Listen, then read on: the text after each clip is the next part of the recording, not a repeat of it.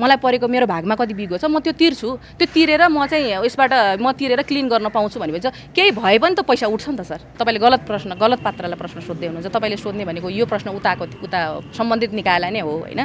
अब हाम्रो सभापतिज्यूको केसमा पनि मुद्दा त यथावतै छ होइन। सहकारी ठगीका मुद्दा अहिले पनि अब अहिले त अब अहिले हिजो निर्णय भइसकेपछि एउटा प्रक्रिया गएपछि एउटा त्यो मुद्दा फिर्ता अथवा अभियोग संशोधनको पाटोले एउटा निर्णय लिएला। यस्तो छ, पहिलो कुरा त अब हिजो सबै सामाजिक सञ्जालदेखि लिएर भनौँ न्युज मिडियाहरूमा सबैतिर चाहिँ मुद्दा फिर्ता भयो भन्ने कुराहरू आयो होइन।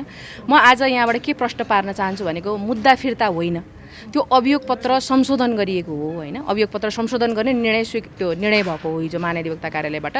त्यसपछि त्यो फेरि आफ्नै प्रक्रिया छ, त्यो अदालत जानुपर्छ, किनभने अदालतमा विचाराधीन विषय हो, त्यही भएर अदालत जानुपर्छ। त्यसपछि एउटा प्रक्रिया पुरा गर्नुपर्छ होइन। हिजो एउटा निर्णय छ। त्यो निर्णय म आज पार्टीको सहप्रवक्ता र राष्ट्रिय स्वतन्त्र पार्टीको तर्फबाट हामी चाहिँ त्यो निर्णय एकदम स्वागतयोग्य छ। हामी चाहिँ एकदम महाधिवक्ता कार्यालयलाई चाहिँ धन्यवाद दिन चाहन्छु यस अर्थमा कि हाम्रो सभापतिज्यू उसमा निर्णय गरेको भन्दा पनि त्योभन्दा पहिले चाहिँ हिजोको निर्णयले चाहिँ अब सहकारीका जुन बचतकर्ताहरू छन् उहाँहरूले चाहिँ मेलापत्र गरेर अनि उहाँहरूको पैसा उठ्ने एउटा बाटो खुल्यो होइन। मेजर कुरा चाहिँ के हो भन्दा सहकारी पीडितहरू जो चाहिँ तत्कालीन सरकारले चाहिँ अब सङ्गठित अपराध अब भनौँ त्यो अहिले म विस्तारमा पनि भन्छु यो के हो त, त्यतिखेर किन लगाइयो भन्ने कुराहरू पनि म गर्छु। तर आज मेजर हिजोको डिसिजनले चाहिँ सबैभन्दा बढी बेनिफिसियरी र सबैभन्दा चाहिँ यसले लाभ दिने भनेको चाहिँ सहकारी पीडितहरूलाई हो। अब चाहिँ बल्ल मेलमिलापको बाटो खुल्छ। अब त्यो पनि एउटा अदालती प्रक्रियाबाट जानु पर्ला, त्यसपछि एउटा प्रोसेस हुन्छ, त्यो एउटा बाटो भयो। तर हिजोको निर्णयले चाहिँ एउटा मिलापत्र हुने बाटो एउटा खुल्यो कि जुन चाहिँ सङ्गठितले रोकिराखेको थियो होइन। त्यसपछि एउटा बाटो खुल्यो, त्यसपछि एउटा प्रक्रियामा जाने कुरा त्यो आफै गइहाल्छ। अनि अर्को कुरा चाहिँ अब सङ्गठित र सम्पत्ति शुद्धिकरण तत्कालीन सरकारले अलिकति म यसको व्याख्या गर्छु। पहिला सुरुमा यिनी जति पनि 5वटा जिल्लाका सहकारी छन् सहकारीमा चाहिँ यिनीहरू सम्बन्धी मुद्दा 2 वर्ष अगाडि गइसक्यो होइन। यो फ्रेस गएर हामी आइसकेपछि हाम्रो सभापतिको नाम जोडिसकेपछि यो फ्रेस मुद्दा होइन, यो पूरक मुद्दाहरू हुन्। त्यही भएर फ्रेस उहाँहरूले चाहिँ मुद्दा लगाउँदाखेरि चाहिँ यो सबैमा सहकारी ठगी नै थियो। तर जब हाम्रो राजनीतिक प्रतिशोध साँधिएर हाम्रो सभापतिज्यूलाई चाहिँ कार्तिक 2 गते समात्यो, त्यसपछि अनुसन्धान भयो, 80-84 दिन हिरासतमा राखियो होइन। त्यसपछि थुन्चे बहसहरू भयो, त्यसमा त्यो मुद्दा लैजाँदाखेरि उहाँहरूले चाहिँ सङ्गठित त्यतिखेरको तत्कालीन सरकारले चाहिँ सङ्गठित र सम्पत्ति शुद्धिकरण थप्नुभयो। त्यो किन थप्नुभयो भन्दा सङ्गठित गरेपछि बचतकर्ता र त्यो प्रतिवादी बीच मेलमिलाप हुन सक्दैन, त्यो बाटो क्लोज हुन्छ। उहाँहरूले पाउने आजको दिनमा हिजोको निर्णयले 5वटा सहकारी जहाँ 5वटा सहकारी छन् त्यहाँको बचतकर्ताले एउटा झिनो आशा के पलायो भने उहाँहरूको अब बचत फिर्ता हुन सक्छ है भन्ने खालको त्यो निर्णयले हिजो त्यो आशा दिएको छ होइन। त यद्यपि त्यसका अझै अदालतमा जाने चरण, किनभने अदालतमा विचाराधीन विषय हो होइन। हजुर सबैजना जानकार हुनुहुन्छ, त्यही भएर फेरि अदालत गएर एउटा प्रोसेस पार गर्नु पर्ला। तर हिजो एउटा सुरुवात चाहिँ के भइदियो, एउटा आशा चाहिँ के पलायो भने अब चाहिँ बचतकर्ताको पैसा उठ्ने भयो है।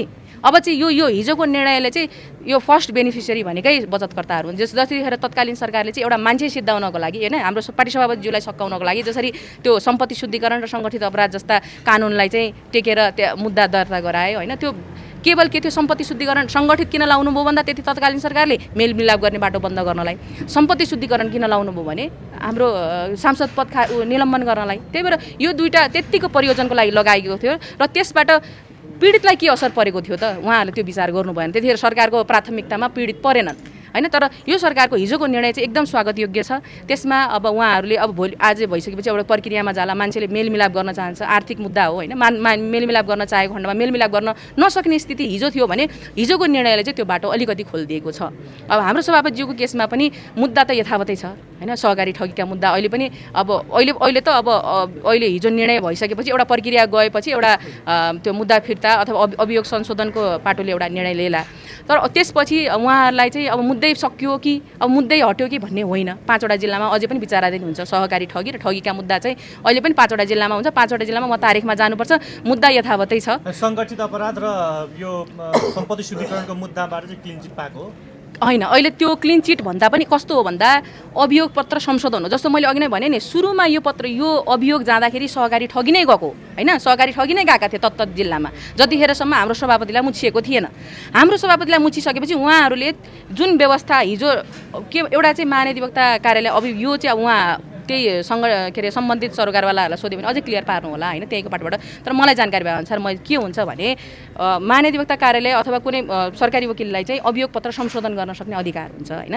त्यसैलाई टेकेर उहाँले थप अभियोग त्यो त्यतिखेर चाहिँ उहाँहरूकै लागि हाम्रो सभापतिकै लागि चाहिँ उहाँले 2टा अभियोग थप्नुभयो, सम्पत्ति शुद्धिकरण र सङ्गठित थप्नुभयो भने। अनि हिजोको उसले चाहिँ अब हाम्रो सङ्गठित र सम्पत्ति शुद्धिकरण चाहिँ यो चाहिँ देखिएन, किनभने आधारले पनि त पुष्टि गर्नुपर्ने हुन्छ नि त। लगाउँदाखेरि त तत्कालीन सरकारले त कसरी लगाएको थियो भने हामी सबैजना जानकार छौँ त। 40 लाखले त त्यो भित्र हस्ताक्षरै गरिसक्नु भएको छ। त्यही भएर त्यतिखेरको सरकारले चाहिँ त्यतिखेर कसरी लगाइएको थियो, कुन मोटिभका साथ लगाएको थियो भन्ने कुरा मैले अघि नै पनि भने होइन। मेलमिलाप नहोस् होइन, उहाँहरूको प्राथमिकतामा पीडित पर्नु भएन। हामीलाई उहाँले चाहिँ जसरी हुन्छ उहाँलाई चाहिँ मेलमिलाप भयो भने त मुद्दै सकिन्छ भोलि होइन। त्यही भएर यो मेलमिलापको बाटो बन्द गर्नलाई र उहाँको सांसद पद निलम्बन गर्नका लागि यो सङ्गठित र सम्पत्ति शुद्धिकरण लगाइयो। र त्यही अनुसार हिजोको निर्णयले चाहिँ मेजर तपाईँले हेर्नुभयो भने, निर्णय पनि हेर्नुभयो भने आधारहरू चाहिँ पहिला मेन उहाँहरूको बचतकर्ताहरू प्रायोरिटीमा राखेर, किनभने बचतकर्ताको त 5-5वटा जिल्लाको बचतकर्ताको पैसा रोकिएको भनेको त यो त चान्चुने विषय होइन नि त।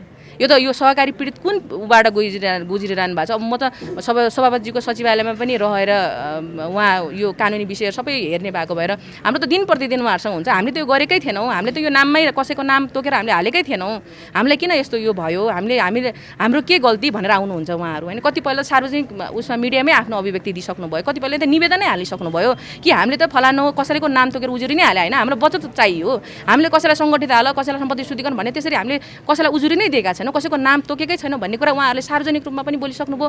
अदालतमा गएर निवेदनहरू पनि दर्ता गरिसक्नु भएको अवस्था छ।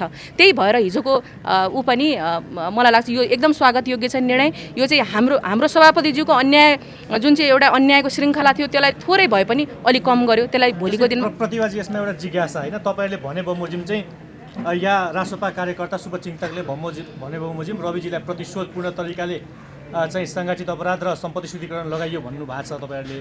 अब अहिले महाधिवक्ताको जुन खालको कुराहरू आएको छ यसलाई लिएर पनि सामाजिक सञ्जालमा फेरि अर्को पक्षले चाहिँ के भनिरहेछ भने त्यतिखेरको यदि सरकारको प्रभावमा मुद्दा लागेको हो भने अहिले पनि सरकारको प्रभावमै जो जेएनजी सरकार भने तापनि राष्ट्रपाको सरकार हो, रवि लामिछाने र बालेन शाह निकटको सरकार हो, त्यस अर्थमा चाहिँ अहिलेको न्यायाधिवक्ता पनि प्रभावित भयो।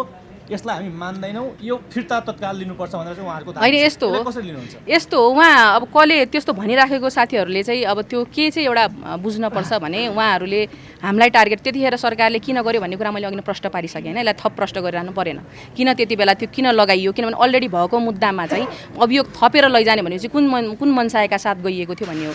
र हिजोको कुरा, हिजोको अब प्रभाव दबाववाला कुरा हेर्नु त्यो त सिधै हामी खण्डन गर्न चाहन्छौँ त्यो कुरालाई।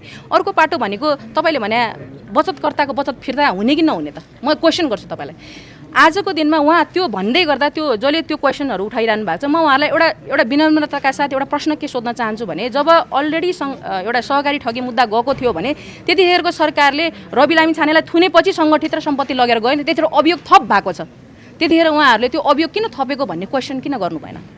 यो जायज क्वेसन होइन। किन सङ्गठित अपराध र सम्पत्ति शुद्धिकरण किन थपेको अभियोग अलरेडी गइसकेको मुद्दामा 2टा अभियोग थपेर किन लगेको भन्ने क्वेसन चाहिँ त्यतिखेर किन उठेन होइन। आजको दिनमा एउटा निर्णयले 5-5वटा जिल्लाका बचतकर्ताको एउटा बाटो भनौँ, अहिले त म खुल्ने पनि भन्दिनँ, अहिले एउटा अलिकति आशा देखिएको छ कि उहाँहरूको पैसा फिर्ता हुने एउटा केही बाटो खुल्यो भन्ने खालको एउटा बाटो देखिएको कन्डिसनमा चाहिँ त्यो बचतकर्ता हामीलाई अहिले साइडमा राख्नु, बचतकर्तालाई प्रायोरिटीमा राखौँ न होइन। 5-5वटा जिल्ला अहिले त यस्तो स्थिति भइसकेको थियो कि सङ्गठित र सम्पत्ति शुद्धिकरण तपाईँले मुद्दा हाल्नुभयो सहकारी ठगीमा भने बचतकर्ताले आजको सर मलाई अरू त म भन्न सक्दिनँ 10-15 वर्षसम्म उहाँहरूको त्यो बचत फिर्ता हुने त्यो कुनै देखिँदैन, किनभने मुद्दा फर्च्युट हुन टाइम लाग्छ एउटा, अनि एउटा त्यति धेरै प्रतिवादी भएका मुद्दाहरू छन् हैन। कार्यालय चाहिँ यति बेला जोडे जस्तो तपाईले अहिले जुन रवि लामिछानेको मुद्दामा रिभ्यू भयो भन्ने कुरा गर्नुभयो र मेलमिलापको कुरा गर्दै गर्दा अर्गनाइज्ड क्राइम र मनी लाउन्डरिङ भनेको क्रिमिनल ल नै एक्टिभ हुन्छ। अब रविजीको यो मेलमिलापको तपाईँले प्रसङ्ग जोड्दाखेरि क्रिमिनल लमा मेलमिलाप त्यति सहज हुँदैन, त्यो खालको प्रावधान पनि हुँदैन। तपाईँले मेलमिलापको कुरा र रिभ्यूको कुरा गर्दै गर्दा अबको मुद्दा चाहिँ होइन एटर्नी जनरलले यो स्टेप रिभ्यूको स्टेप अगाडि बढाइसकेपछि अब रवि लामिछानेको केस चाहिँ सिभिल ल एक्टिभ हुन्छ कि क्रिमिनल ल नै एक्टिभ हुन्छ के होइन? यस्तो हुन्छ, यसमा चाहिँ कस्तो हुन्छ भने अब धेरै कानुनको अब मलाई जति थाहा भएको छ मैले आज तपाईँलाई क्लियर पार्छु होइन। जस्तो यस्तो हुन्छ किनभने ठगीको मुद्दा छ, ठगी भनेको फौजदारी अभियोगी नै हो हजुर होइन।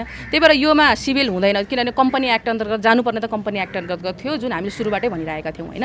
तर यसमा चाहिँ कस्तो हुन्छ भने अब तपाईँको सबै उसमा ठगी भइसकेपछि ठगी भन्ने बित्तिकै त तपाईँको मेलमिलाप किन पनि हुन्छ कोही मान्छे भनौँ न कोही प्रतिवादीले होइन मसँग मेरो आएको बिगो कति छ मलाई परेको मेरो भागमा कति बिगो छ म त्यो तिर्छु त्यो तिरेर म चाहिँ यसबाट म तिरेर क्लिन गर्न पाउँछु भनेपछि केही भए पनि त पैसा उठ्छ नि त सर होइन केही भए पनि त त्यहाँबाट कन्टिन्यू हुन्छ जाँदैन त्यो भएर मुद्दा फिर्ता भएको होइन अभियोग पत्र संशोधन भएको हो अभियोगमा 3टा अभियोग थिए जुन चाहिँ सुरुमा पहिलो अभियोग थियो त्यसपछि हामी गइसक्यो हाम्रो सभापतिज्यूलाई जोडिसकेपछि 2टा अभियोग थप गरिएको हो त्यो 2टा अभियोग चाहिँ हिजो निकालिएको त्यसको निकालिएको आधार पनि के लिएको छ भने बचतकर्ताको पैसा आउने किनभने त्यो 2टा कुराले बचतकर्ताहरूको पैसा उठ्नबाट रोकियो होइन त्यो कुराले त्यो के अरे बाधा ल्यायो बिचमा त्यही भएर बचतकर्तालाई ध्यानमा गर्दै चाहिँ त्यो निर्णय अहिले यो महाधिवक्ता न्यायाधिवक्ता कार्यालयलाई चाहिँ कतिपयले के पनि भनिरहेछन् भने यो लन्ड्री मेसिन के शक्तिशालीहरूको लागि पावरफुलहरूको लागि पहुँचमा रहेकाहरूलाई चाहिँ लन्ड्री मेसिनको रूपमा काम गरिरहेछ सफाई दिनको लागि जसको शक्ति पुग्यो तर आम नागरिक जो चाहिँ वर्ष चाहिँ मुद्दा खेपिरहन्छन् उनीहरूको लागि चाहिँ केही गर्न सक्दैन के हो यो महाधिवक्ताको कार्यालयको अहिलेको कारबाही तपाईँले वास्तवमा भन्दाखेरि यो लन्ड्री मेसिन नै बनायो हो सर यो तपाईँले गलत पात्रलाई चाहिँ प्रश्न गर्दै हुनुहुन्छ होइन यो चाहिँ मैले अब यो म यसको जवाफदेहिता मेरो हुँदैन होइन यो होइन पार्टीको काम कारबाही अब यो मैले भने नि सर तपाईँले गलत पात्रलाई प्रश्न सोध्दै हुनुहुन्छ तपाईँले सोध्ने भनेको यो प्रश्न उता सम्बन्धित निकायलाई नै हो होइन तर काम कारबाहीको हिसाबले भने नि मैले हिजोको काम कारबाही अरूमा मैले अहिले कमेन्ट गरिनँ तर हिजोकोले चाहिँ एउटा बचतकर्ताको एउटा बाटो एउटा जे भए पनि पैसा आउने अब मेलमिलाप हुने खालको एउटा चाहिँ बाटो गइसकेपछि चाहिँ यो कुरा स्वागत योग्य छ अनि त्यतिखेर अनि अर्को कुरा जुन अन्यायको एउटा श्रृङ्खला चलिरहेको थियो हाम्रो सभापतिज्यू विरुद्ध त्यो अन्यायको श्रृङ्खला अलिकति भए पनि मुद्दामा लड्ने कुरामा हामीले सास फेर्ने एउटा चाहिँ बाटो अझै पनि म भइसक्यो चाहिँ भन्दैन किनभने त्यसको पनि एउटा प्रक्रिया छ जानुपर्ने होइन त्यो हिजो निर्णय हुने बित्तिकै हुने भन्ने कुरा हुँदैन होइन निर्णय गइसक्यो किनभने अदालतमा विचाराधीन छ भने ब्याक टु अदालत जानैपर्छ हामी त्यसको लागि पनि होइन त्यही भएर यो एउटा अलिकति सजिलो भनौँ न मुद्दा लड्नलाई उहाँलाई सजिलो चाहिँ मुद्दा चाहिँ लड्नै पर्छ 5वटा जिल्लामा तर अलिकति सजिलो चाहिँ हुन्छ हस् धन्यवाद साथीहरु यो सकिसक्यो हामी